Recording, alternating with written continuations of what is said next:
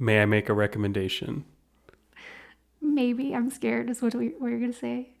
When the Prius goes, when our car dies, how about we don't get the Batmobile? No, I'm going to campaign for it real hard. It's going to happen. All right. I will strategize for how to mitigate that at some point in the future.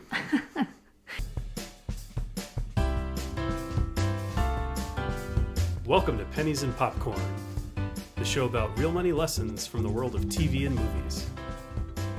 With your hosts, Carla Cash and Robert Davidson, a couple of personal finance geeks and movie lovers.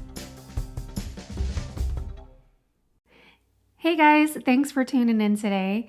This is going to be an interesting episode because I am super jazzed about this movie and Robert is extremely butthurt that we are even doing this movie. I want 3 hours of my life back, and I want them now. So today's episode is on the recent release, The Batman. Obviously, there have been a number of Batman movies throughout history, but this is the one that just came out in, I think, just February of 2022. It's a super recent release. We're recording this in April of 2022. So I really liked the movie. I thought it was dark and gritty. Also, I grew up watching Batman. My brother and I were always super into Batman. I may or may not have had a little crush on Robin throughout the whole course of my childhood. But yeah, Batman was like a big piece of my childhood. And that is just not the case for you. And you are so not into this. No, the Batman franchise does nothing for me, nothing at all. The only movie that I really enjoyed out of the ones I have seen, I like The Joker. I thought that was really good. Well done, interesting story. The Dark Knight was okay. I thought it was all right. I tolerated The Dark Knight. But man, The Batman? Oh, so long. So growly and impossible to understand and enjoy. Just like the worst audio, terrible video. It's just like dark. You can't even see what's going on the whole time. It's miserable. It was dark. Okay, first of all, I can't let this go by. It's not The Joker, Robert. It's just Joker. This is The Batman, but Joker was just Joker. They dropped the. It was cleaner that way. In any event, you're right. This is a super dark movie. I was actually reflecting back on it, and I'm pretty sure this is a really long movie. It is just under 3 hours. And throughout that whole 3 hours, I don't remember anyone smiling. Maybe Alfred, he's like the nicest character. He maybe like did a little half smile at some point, but no one smiles for 3 solid hours, which is kind of crazy. It is an extremely dark movie, both literally, like the screen is very often dark gray and black, but also in tone. It's a very like film noir kind of feel to it. Well, I recognize I'm in the minority. If Batman was as dumb as I thought it is, there wouldn't be so many movies made all the time, and this one wouldn't be so successful. I think they spent about $200 million making the movie, and as of around the end of April, they'd grossed about $760 million at the box office. So it was a good business decision by the production studio to put this together. But man, do I have to do another 3 hour one of these ever in the future again? Yeah, I'm going to make you do this on like a quarterly basis. This is going to be great. I'm actually really not a huge fan of superhero movies in general. You and I do have that much in common. But Batman is an exception for me. Spider-Man a little bit too. I'm kind of more into Spider-Man. But Batman has my heart. Like, I loved it as a kid and still think it's such a fun story today. And it's just like, he is the most relatable superhero, right? Because he's not supernatural at all. He's just a dude and his superpower is having lots of money.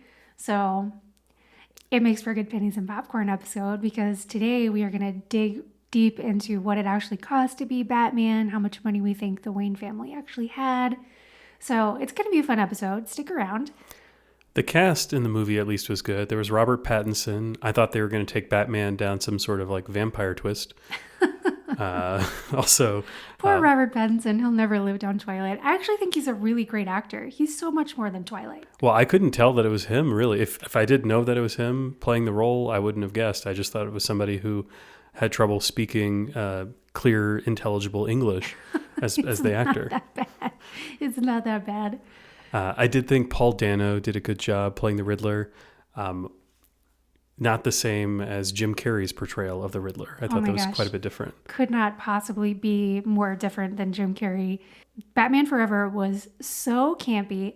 I liked it because I just thought it was fun and ridiculous. Chris O'Donnell may or may not have had something to do with it. But yeah, I was a fan of the whole like campy Batman movies too. But I do love the darker, more realistic, much grittier turn that they've taken lately. I think it's much more, they're much more like quality cinema movies now than they used to be. Agree to disagree. I did think that Colin Farrell playing the Penguin did a good job. I didn't know it was Colin Farrell in that part until someone talked to me about it. I was talking to a friend the other day and he mentioned it and I had no idea. Yeah, I had no idea it was Colin Farrell either until I was researching it afterwards. But he did a great job. There's a few like really cool celebrities who make cameos. Peter Sarsgaard shows up at some point. So yeah, it's a great cast. The leads are Paul Dano as the Riddler, Robert Pattinson as Batman, and Zoe Kravitz as Catwoman. The three of them did a phenomenal job. Paul Dano especially, Little Miss Sunshine is one of my all-time favorite movies, and Paul Dano does a superb job in that. And of course, There Will Be Blood. So I've been a big fan of Paul Dano's for a long time, and this is no exception. He really knocks it out of the park as the Riddler. So do you have any fun facts you want to share about the Batman movie? Don't watch it. Just save your time. No, my fun fact was that at about the quarter mark of the movie, I just realized that there was still a movie and a half left to go, and I wanted it to be over. Pennies and Popcorn fans, I understand if you don't want to listen to this episode. It just, man, it's tough content.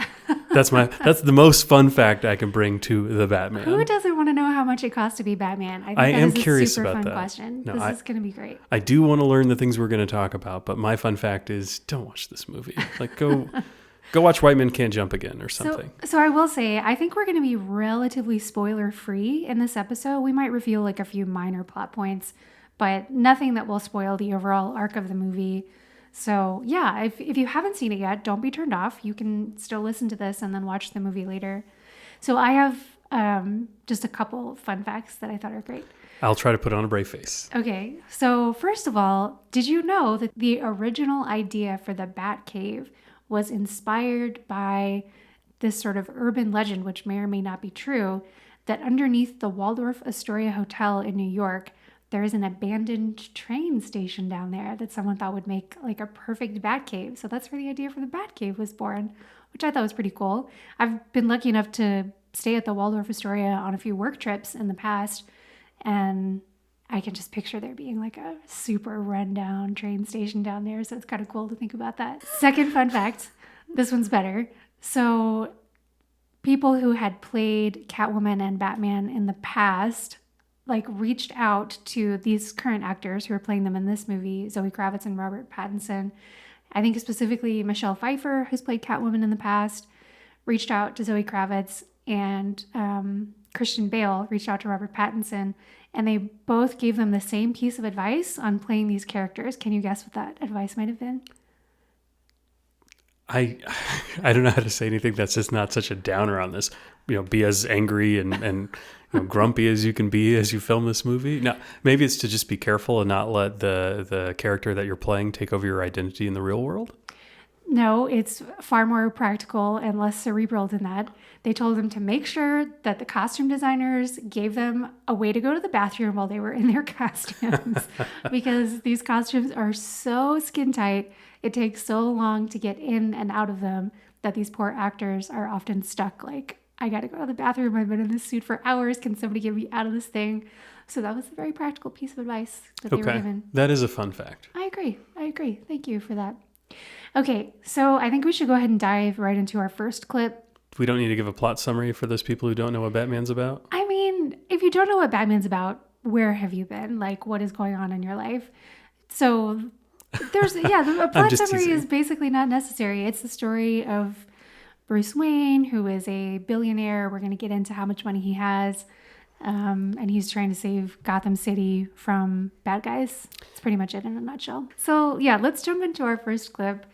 This is one of the few mentions that has been in like the prominent Batman movies about how much money Bruce Wayne has and how much it's hurting him to actually spend all this money on being Batman. So let's take a listen.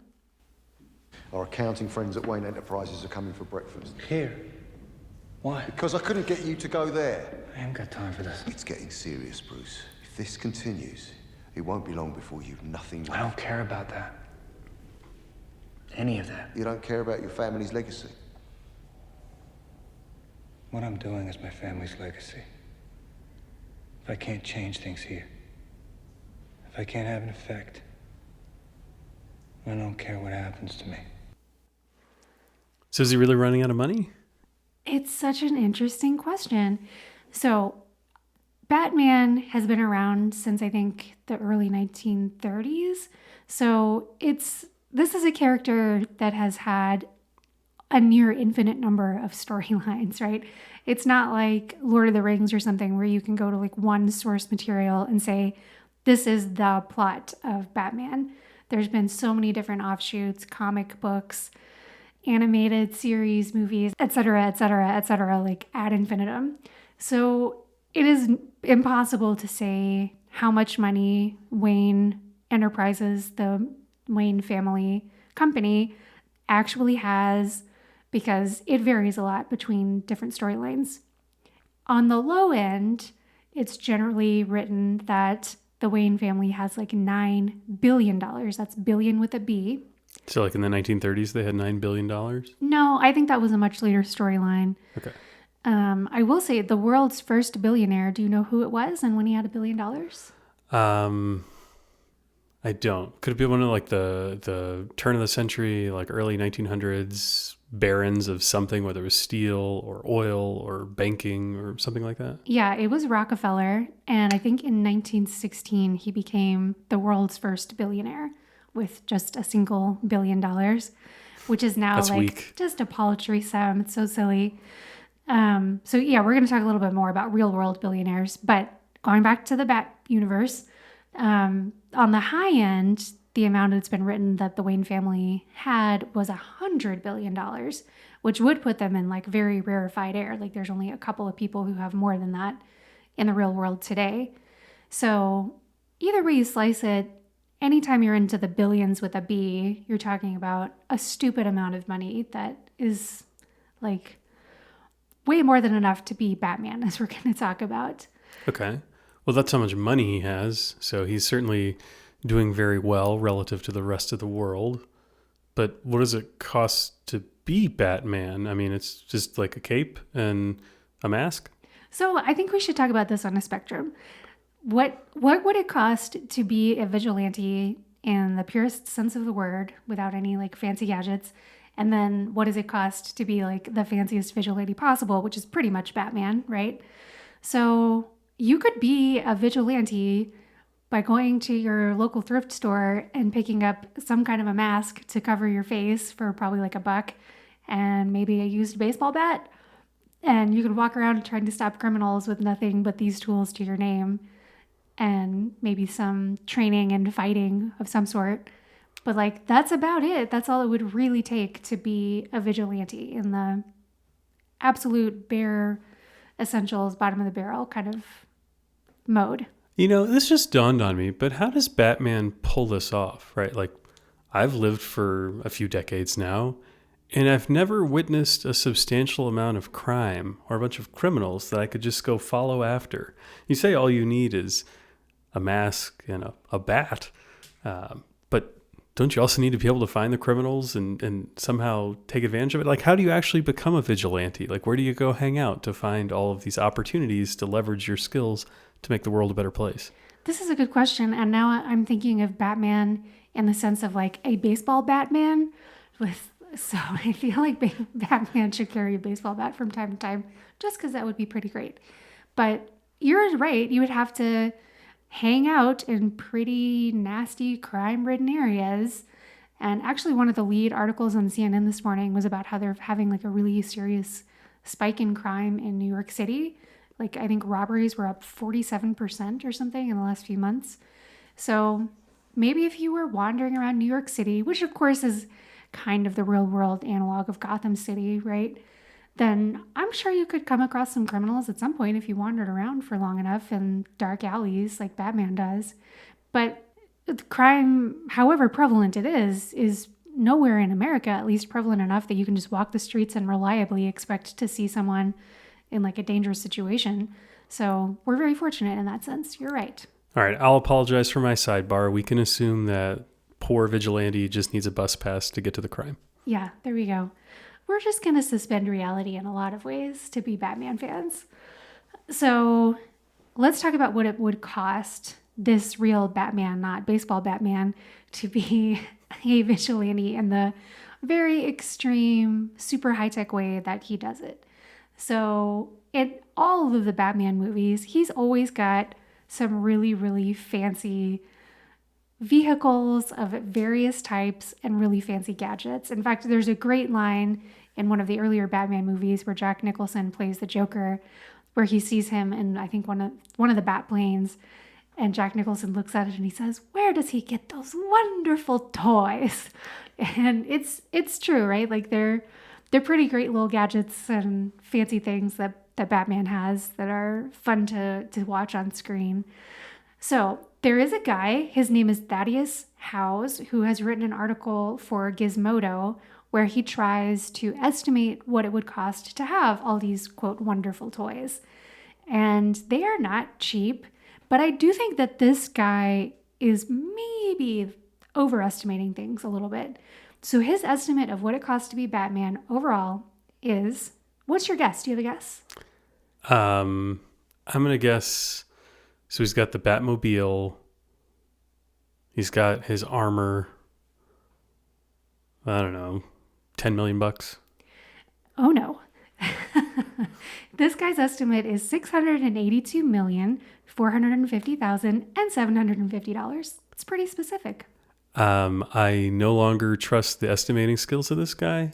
Why would you give it $750 rounded to the nearest $50? Like what? Yeah. What if he breaks a shoelace? I mean, do we need to add money for that? Unreasonably specific, no question. Yeah. So let's kind of walk through the breakdown of this $682 million. Okay, fire away. So his estimate is that the Batmobile would cost $18 million with all of its fancy accoutrements. 18 million even, not 18 million and $137? Robert, don't be ridiculous. It's just an even 18 million. Okay.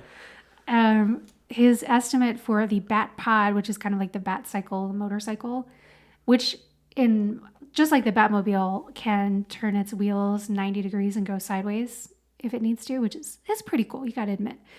That is estimated to cost about $1.5 million. Do you think that's an EV? Oh, okay. No, I do not. But I will say that I looked this up too. There is actually an EV, electric vehicle version of a Batmobile that you can buy for just $35,000. Now, it's not going to turn its wheels 90 degrees or like is it just like a shoot go-kart? Fire. But no, it's like a legit electric vehicle car and you can buy it for $35,000. That is a real thing. Okay. May I make a recommendation? Maybe. I'm scared is what you're going to say. When the Prius goes, when our car dies, how about we don't get the Batmobile? No, I'm going to campaign for it real hard. It's going to happen. All right. I will strategize for how to mitigate that at some point in the future. So, yeah, that's the estimate for the Batmobile and the Bat Cycle. A Bat Plane, which usually is portrayed as an amphibious vehicle, it can turn into a bat boat when necessary, is estimated to be about $60 million, which doesn't sound too crazy to me. That sounds like not that nice of a plane. I mean, yeah, well, it's small. It's a little one-seater. Maybe a two-seater for when Robin shows up. Be still my heart. Yeah, that doesn't sound crazy for an amphibious plane that has lots of gadgets built in. I'm doing some mental math, and I feel like you're 600 million short. I'm not done. Okay. Hold your horses. Well, those sound like the big expenses. Those are a lot of the big ones. So he also estimates that the bat suit alone would cost about like $1.1 million. That's believable. And guess where a full 1 million of that 1.1 million goes? in the junk area? Oh, Lord, you're such a guy. No, it is a custom graphite cowl, basically the mask that he wears. Well, the whole thing is about 1 million. It's bulletproof, right? Well, maybe not completely, but largely bulletproof. Yeah, it's made out of Kevlar and graphite, which are fairly expensive materials. Although I've posted a link to this in the show notes so you can go and check it out. There's like a little diagram he has of how much each piece of the armor would cost. And it's surprisingly inexpensive except for the cowl, which is very expensive. But of interesting note, I did see people talking about this on the internet who are saying, that's really stupid. Why would you spend so much to make a bulletproof mask? Because the impact of the bullet can't be stopped by that material. Just the penetration of the bullet can be stopped. And if you're having that much force from the bullet into your head, your skull is going to crack and you're going to be like a big pile of mush inside of your fancy bulletproof cowl anyway. So like, what's the point? Just go with rubber and accept the fact that you might get killed in this line of work.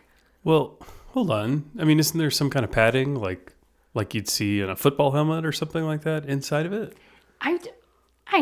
First we should say this is all fictional, so like who the F knows, but it doesn't appear to have a bunch of padding in the movie. Like it looks kind of head shaped. It's not like sticking out a foot from his head, right? So it appears to be pretty form fitting, not a lot of padding going on, but Yep. I mean, the impulse is going to be relevant to the distance that it travels while it loses its speed. Yeah, that's true. If it was from far enough away, it would probably do a lot to help you out, but you know. Well, no, I mean like the amount of padding, right? How spread out it is, how long it takes for it to slow down. Oh, yeah, that's true. But I don't know. We are not bulletproof mask designers. No. Our ability to wax poetic on this is fairly limited. Not going to be a second career for me. No, thank you. Not going to be a second career for me either. So I think all I can do is say it seems like that's a little bit high, and probably these people on the internet are right that he's overspending on the mask because he might be screwed anyway if he's getting shot at close range Okay. with a powerful enough gun. Still plus or minus 600 million off. Yep, here we go. Yeah. Okay, last small ticket item is the education and training that it takes to be Batman.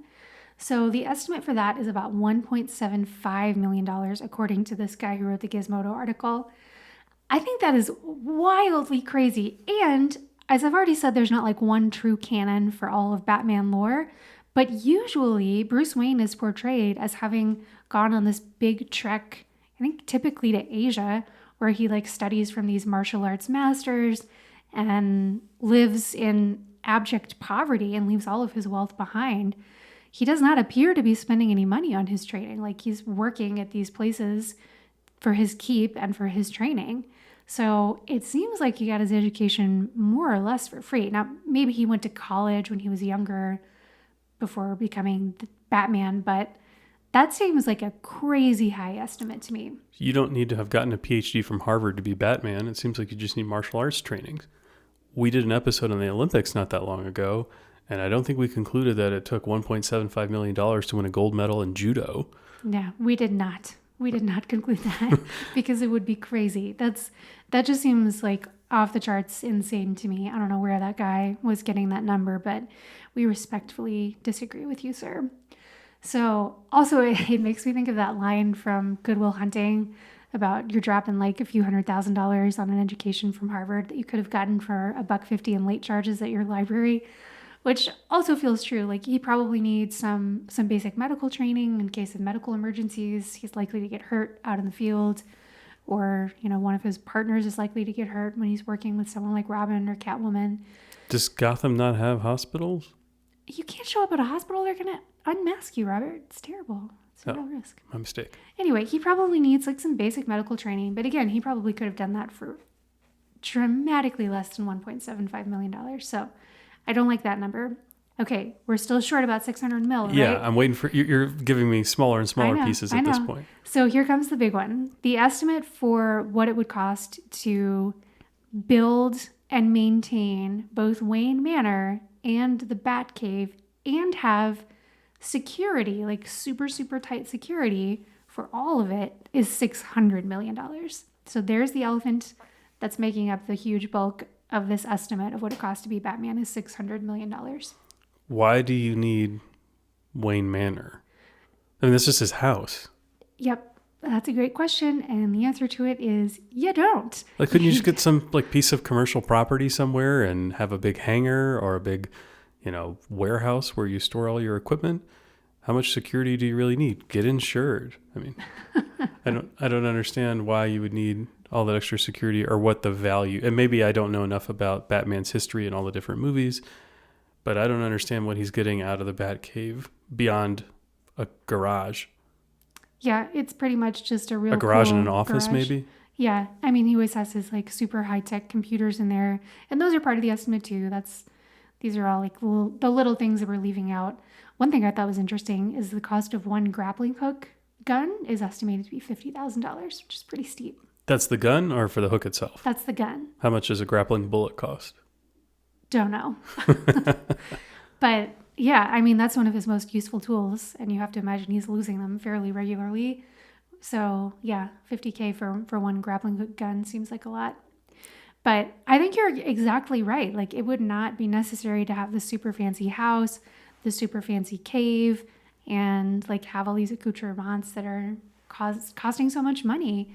And in fact, it would probably be a lot better for his secret identity for him to live like a super, super low profile, because it always seems wacky to me that people are not going, it must cost a lot to be Batman. We've got like one super duper wealthy guy in Gotham City, at least as far as I can tell. I wonder if there's some kind of connection there. Nope. So yeah, he was born into this famously wealthy family, so it would have been hard for him to like disappear into obscurity and still stay in Gotham, I think.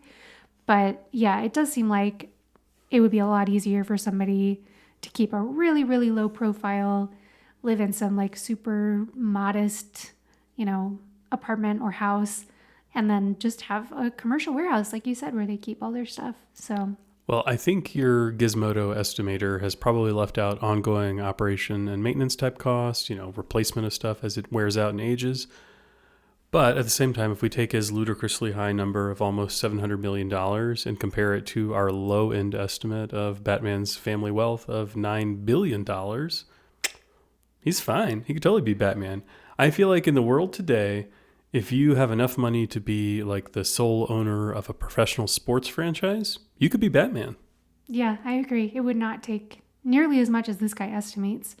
And you could pull it off with, astronomical wealth by any realistic measure, but not Elon Musk. So Elon Musk has $219 billion of net worth. It's one of the recent estimates that I saw. And he famously just acquired Twitter for, I think, $44 billion. So that's a pretty small fraction of his overall wealth that he's able to just go drop at the drop of a hat. He could fund a lot of Batmen with that money. He could make so many Batmans. He could be Batman like several hundred times over. So yeah, I think it's interesting to look at this with kind of a real world perspective. So if you're Elon Musk and you have $219 billion, to kind of put that in perspective, there are 7.9 billion people in the world today. So he could give everyone $27, not a huge sum of money, but like $27 from each person on Earth adds up to a lot. And he would still have like $5.5 billion left over for himself at that point. So it is quite the large sum of money. So you're saying he could fund everyone being an individual baseball Batman? Yes. He could make everyone on Earth a baseball Batman. Nice. And yeah, we would have a lot of vigilantes going around. So yeah, it's a lot of money. He's obviously the richest person in the world. I doubt Bruce Wayne is the richest person in this fictional world, but it's a heck of a lot, and it goes a really long way. So in the financial independence community, people often talk about the 4% rule. If you want to have enough money to cover your expenses, you should have 25 times your annual expenses invested in, generally speaking, about 75% stocks, 25% bonds. And according to historical data, that should have you set up for life. That money should last you for the rest of your life. For Bruce Wayne, if his net worth is on the low end of $9 billion, that means the 4% rule would give him $360 million to spend per year, and he should theoretically never run out of money. So yeah, that is easily going to fund him being Batman. He could afford like the initial outlay of all the upfront expenses, and then on $360 million a year, he could easily afford all these other expenses. He could replace a heck of a lot of grappling hook guns with $360 million a year. That's pre-tax, obviously, but still, it's going to be enough. Yeah, I think he's got it made. I think he's doing all right. So Bruce Wayne, he has a lot of money, as we just mentioned, and he has a role to play in his community and his society. In the movie, we hear a candidate for mayor give him some of her thoughts. Bruce Wayne, why haven't you called me back? Sorry. I'm Bella Real. I'm running for mayor. I wouldn't be bothering you here, but your people keep telling me you're unavailable. Will you walk with me?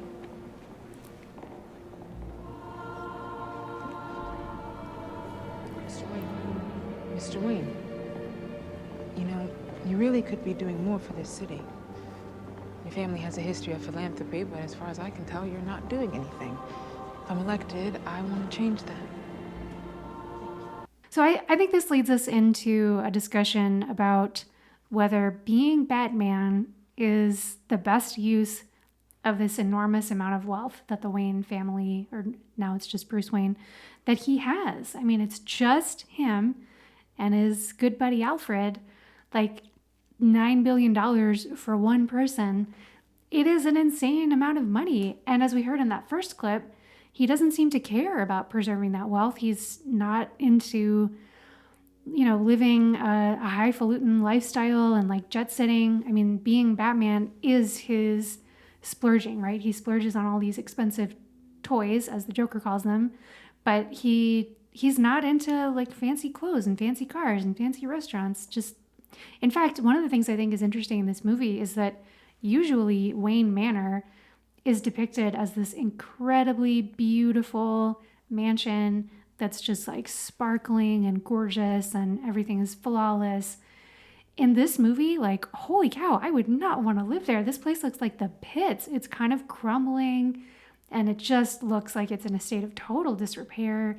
The whole movie is dark and gloomy, but Wayne Manor in particular seems like even darker and gloomier. So it does not seem like a lovely place to live in the few glimpses that we get at it. So yeah, I think she's doing the right thing by asking him to step up philanthropy-wise. Well, she's not asking him. She's really sort of saying that she's trying to push him there. Like, if she's not asking him to volunteer. Anyway, like I just think her tone is inappropriate and just that's really rude.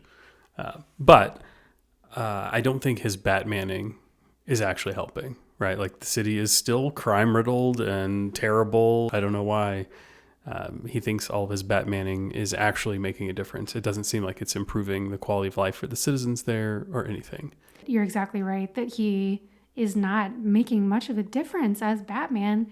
I mean, he is one guy with a lot of expensive toys, but like to your point about wandering around and not running into that much crime, there's only so much that one human being can do. You can only be in one place at a time.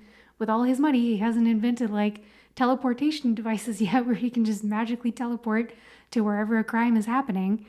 It's just not realistic that one person can make that big of a difference in terms of fighting crime on their own. So this makes me think of two things. One, let's talk about the role of this rich individual as a philanthropist versus the role of government. And then two, it is clear that he wants to help. So could he do something other than Batmaning to make a difference? So that first item, and this is probably an unpopular opinion, I think we have it wrong as a society that we really push for substantial philanthropy.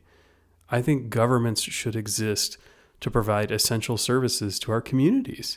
And I think when they don't have the revenues to do what they need to do, we shouldn't be asking for people to voluntarily tax themselves and the people who are most generous carry the load. I think we should revisit the revenue generation system that the government has and have a tax policy that sets you up to have the funding you need to go do the things that we value as a community, whether that's taking care of the poor, whether that's supporting the arts. These things are really important, and we should have enough tax revenue to go make that happen. And I know there are many people out there who believe that the best solution to a lot of these challenges in a community like poverty is to rely on the generosity of others. But man, it's like our tipping system. It just doesn't make sense to me. If it's something that's important, let's bake it in. Let's have it there from the beginning and not rely on the choice of an individual or some sort of pressure. Let's come up with a reasonable system. And that's what I don't like. I don't want the mayor saying that she's going to strong arm somebody into paying this. Like, what about the other people who have money that she's not talking to? Why don't we just build a system where you pay enough and we gather the resources we need as a community to take care of the problems that we're trying to solve. And then if you have some pet issue that you really care about that isn't important to the community, you can go contribute to that. You can go give your money to it. But with the philanthropy-driven world that we live in, only the issues that are sexy get money. Whatever people care about or have somebody knocking on doors about and asking wealthy people to give to or that will impress their wealthy friends gets the money. And that's not a reasonable system. We should have a more strategic approach to assigning where those resources go. And it disappoints me that our society hasn't, woken up to that yet. So I don't disagree with you at all. I think relying on the generosity of people is not a great system because people are generally fairly greedy, right? So I completely agree with you. And I think it's much better to have a system where we just collect the revenues that we need to take care of the people in a way that makes everyone feel good. I mean, I hate the thought that there's people out there who are hungry and cold and don't have just the basic necessities of life that they need. And I would much rather pay more in taxes and sleep better at night thinking that that's all taken care of, as opposed to feeling like, well, we got to give away every dollar that we have because maybe we're the only people who will possibly do that. But then what about us? And, we've got needs and we've got a long life to live. And the burden should be shared more evenly and consistently and not voluntarily. I completely agree with you. I think the place where you and I have a disagreement on this is you kind of feel like it exonerates individuals from giving because I feel like the government should force everyone to give. And if they're not going to do that, then I'm not going to give personally. That's the part that I don't agree with you on. I understand. I want the system to be better. And if we continue to have this piecemeal approach, it's never going to get better. So Batmaning, we agree, is not particularly helpful. So what should he be doing with this money? How could he make Gotham a better place? So yeah, I think this is a really interesting question is what should he be doing instead of spending it on all these wonderful toys, fun as they are to watch on screen. If it were in the real world, I think he would be far better off giving to causes specifically that are focused on young people, like education and after-school programs, and making sure that kids have the opportunities that they need to grow up and really live rich, enjoyable lives and not struggle and not turn to a life of crime. Because that's really where it starts, right? For so many communities that we've seen in the real world, it's that youth issue that's the root of all problems, right? That's where you start your life. That's where you develop your morals. That's where you develop your sense of the world. And if we catch people at that early stage and make sure that they are well cared for and well loved and not struggling, then I think that will naturally slowly blossom into a much richer world. So yeah, it kind of makes me crazy when I see, as much as I love the movies, to see this like $18 million Batmobile that he's driving around in that could feed hundreds of kids and probably prevent them from turning into these horrible villains that he's having to fight in real time. So the social safety net in Gotham seems inadequate, and I'm sure that's what's driving so much crime inside the city and so much violence. In addition to supporting the youth and making sure that they're productive adults, I think doing something about homelessness or just general poverty would also be a welcome addition. Very much agree. I think you should be focusing on philanthropy. I feel like Bella Royale, this candidate for mayor, is right on the money here. Like, I think this is supposed to be kind of like an inside joke for the audience to kind of chuckle at, like, you should be doing more for the city. And we're like, oh, you don't know, he's doing so much for the city behind his mask. But I totally agree with her. I think she's right. Like, being Batman is not doing nearly enough for the city, and he could be making such a bigger difference in a totally different approach than trying to be this one-man cop who fights all crime in the city. Well, even if his approach isn't working, I think Batman has a pretty strong ethical drive. I think he has his like lines that he doesn't want to cross. Whereas Catwoman, a character in this movie that Zoe Kravitz does a great job playing, I thought I could understand what she was saying most of the time. So kudos to her. She doesn't necessarily have the exact same set of morals, and we hear about that a little bit in the movie. Your friend got involved with the wrong people. She didn't know any better. Maybe you should have explained it to her. What the hell is that supposed to mean? It means your choices have consequences. Jesus Christ. Choices? You know, whoever the hell you are, you obviously grew up rich. Was it worth it? What? Compromising yourself for money? What'd you have to do to set up that score? How close did you have to get? To Penguin? To Falcone? You don't know what the hell you're talking about. Falcone owes me that money. He owes you? Yeah, and a lot more. No, really. Why's that? You know what? I can't even talk to you. No. I want to know why a guy like Falcone would owe you anything. Because he's my father! So I guess we should have said this is a little bit of a spoiler, the fact that the Falcone character is Catwoman's father.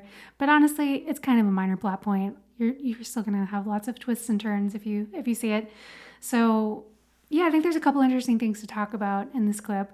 One is Catwoman saying to Batman, that he obviously grew up rich because he's talking about her having like choices in life, and she doesn't feel like she has a lot of choices as someone who doesn't have wealth. So one, this just makes my point for me that it would be pretty easy in this universe to go Batman, Bruce Wayne, Batman, Bruce Wayne. Both require money. One has money. This is interesting. Yeah, I think it's pretty easy to see that Batman has a lot of wealth. So yeah, she's noting that he obviously grew up rich, which she is on the money about. And I think she's right. When you have access to a lot of resources, it gives you a ton of options in life, and you don't feel any kind of pressure whatsoever to turn to a life of crime. So I think that's one thing that is interesting about the whole Batman personality and dynamic, is that he feels very righteous, but it's a heck of a lot easier to feel righteous when you don't want for anything. Yeah, I mean, this goes back to that first clip where Alfred talked about his family's legacy and what he's going to do to it. Most people don't think about things in those terms, right? He had so many options with the resources at his disposal. He could do whatever he wants. And on a normal person's scale, we see this every day, right? Children that are born into homes that don't face food insecurity, that don't struggle with homelessness, they have more options in life and on average have better outcomes. So yeah, it's just a pretty inarguable point that wealth, especially wealth to the Wayne level of wealth, gives you a lot more options. This clip, what I really want to talk about is the idea that Catwoman's dad owes her money. I think that's really interesting too. A little bit of a backstory on that. Catwoman's dad has been a total deadbeat, and as far as we can tell, like didn't take care of her at all as a kid and was not in her life even the slightest. So it sounds like he's a horrible person and a really terrible dad in particular. Parents do have an obligation to care for their children, right? They've brought them into this world without asking the kids if they wanted to be brought here. And they owe them love. They owe them the basic necessities until they're old enough to take care of themselves. But beyond that, I think it's awful to feel like parents have some sort of obligation to like set their kids up, to where they are totally financially good in life. They don't have to work or anything. I mean, I would argue that that's even a bad thing for parents to do, that it's really good for kids to strike out on their own and try to make it in the world and have that identity that belongs all to them. I think that's really important for a young person. Well, we have our court system that has the ability to calculate child support payments for parents to ensure that the children are taken care of. There's a mechanism to decide what that minimum amount of money is necessary to ensure that children grow up safely and securely. And anything more than that is personal choice, right? If we want to take this to a ridiculous scale, go look at like the Warren Buffetts of the world. Uber wealthy, don't plan to leave very much to their children because that's just not the way they want to play it. And that's totally okay. And so her dad, who may have been a deadbeat father, had a responsibility to help raise her as a child. But once she was grown, like that opportunity is gone. It's not like he owes her anything now. It's crazy to think that he should give her something no matter how much money he has today. And especially it seems like he's kind of a shady guy now, so I don't know why she thinks she's going to get something good out of his money today. Yeah. I mean, so there's legally and then there's morally. And I think he probably, on a moral level, at least owes her like some kind of love and support as the dad that he never was to her when she was younger. But yeah, stealing money from him at this point is obviously not going to make things better. And I just as a general matter, not specific to this plot, but as a general matter, I think the idea that parents owe their adult children anything financially is pretty awful. And hopefully, if you're a kid who loves their parents, you want them to enjoy their money to the fullest. And, I'll take care of me. You guys got me to the point where I can do that. And now I'm going to do that on my own. And you guys enjoy your life to the fullest with the money that you worked hard for. That's how I feel about my parents. But my parents are a far cry from this Falcone character who were, just total deadbeat and never did anything for her. So, yeah, it's generally my approach that adult children are owed nothing by their parents. Well, not everyone in this movie had parents. So, poor Bruce Wayne, he was an orphan. And I think we also learned that Paul Dano's character, the Riddler, did not grow up with parents either. You want to play our last clip from the movie? I was there that day. The day the great Thomas Wayne announced he was running for mayor, made all those promises. Well, a week later, he was dead and everybody just forgot about us. All they could talk about was poor Bruce Wayne. Bruce Wayne, the orphan. Orphan, living in some tower over the park isn't being an orphan. Looking down on everyone with all that money.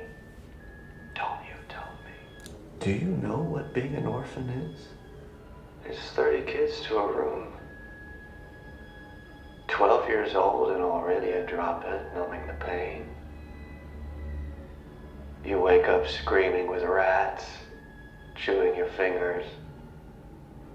And every winter, one of the babies die because it's so cold. But oh no. Let's talk about the billionaire with the lying dead daddy, because at least the money makes it go down easy, doesn't it? Whew, Paul Dano is so good there. Okay, super quick clarification. He says a word there that's kind of hard to understand, the word drophead, which also may not be a word if you haven't seen the movie. It's kind of like a meth head, sort of. It's like a kind of drug that exists in this fictional universe. At least to the best of my knowledge, it's a fictional drug. We don't hang out with a lot of drug dealers. I plead the fifth. So yeah, this is Paul Dano being the excellent Paul Dano that he always is, and giving this super creepy speech about what it was like to grow up as an orphan. So my first point with this is like, good God, if this is really going on, these conditions are this terrible for this many children, this is what Bruce Wayne should be doing with his money, right? Like, what good is he doing flying around in his fancy bat plane when there are kids who are literally dying of the cold and rats chewing on their fingers? Well, Carla, if he's just donating money to an orphanage and running that, there won't be any bubbles that pop over him that say, bam, pow. Biff. Exactly. So, not the best movie product there. I suppose. But from a real world perspective, like, good God, this is where the money should be going. This is exactly what I was talking about, right? The youth of society. I mean, if you're growing up in these conditions, how do you not come out turning into the Riddler? You must just be the saddest, like, most depressed person ever. It's an awful, awful scenario that he's describing. Agreed. So I think we should talk a little bit about wealth disparity as it exists in the real world, because that's what Paul Dano's character is talking about here, right? Is you're up in your tower overlooking the park, which, as we've already talked about, is actually not that nice of a house. But I'm sure at one point it was really nice before it fell into disrepair. But yeah, he's in this fancy mansion and he doesn't have any idea what it means to be an orphan. Like, okay, your parents died, but you still had infinite resources. You had Alfred to look after you. Like, you were fine. I was the one who was actually struggling. I think the Riddler is trying to make the point here that society was really interested in the news story about this one wealthy kid and not about the everyday reality of babies dying every winter because the conditions were just so cold and dreadful. Yeah, it's more fun to think about this lonely boy in the castle. That's why we have the Batman movies and not like, umpteen iterations of Oliver Twist, because it's just not as fun for people to watch these things. So it's definitely a real phenomenon that people are fascinated by wealth, and that's what they want to see. They want to see the fancy gadgets, and they want the sexy storylines and the cool costumes with the $1 million masks. That's what's interesting to people, not this like, oh my God, this is reality that's actually happening. So in today's real America, there are about 13% of the population that lives below the poverty line. The poverty line for a family of two is roughly $18,300 a year. So that's not a lot to get by on. And that's a pretty substantial portion of the population that's living in poverty today. That's worse than I realized. But on the plus side, that is down quite a bit. In 1959, that number was 23% who are living below an equivalent poverty line. So obviously the people who are living on the lowest end of the income spectrum, it's hard to stretch $18,000 to cover rent and transportation and food and healthcare. Although I do think at that low end of the spectrum on income, you're probably getting your healthcare fully subsidized under the Affordable Care Act, which is still in place today. But well, you would likely qualify for your state's Medicaid program. Yeah, exactly. And you would probably also qualify for food assistance and maybe any other form of government support for the destitute. Yeah, that's true. So you would maybe be able to do a little bit better than that number suggests on its face alone with some additional help from other kinds of programs like Medicaid and SNAP and possibly even like Section 8 housing. So we do have some social safety nets that are designed to make sure that you don't have people living in the kind of total horrible squalor that the Riddler is describing at this fictional orphanage. So I feel like that at least gives me some hope for the future and the fact that things are slowly getting better, that number is going down with time. But it's still a huge disparity.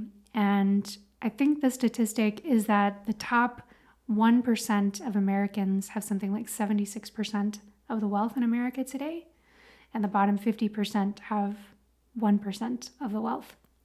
So it's quite the disparity. And of course, you have people like Bill Gates and Elon Musk who are skewing that in a very large way, but still, it's a huge disparity.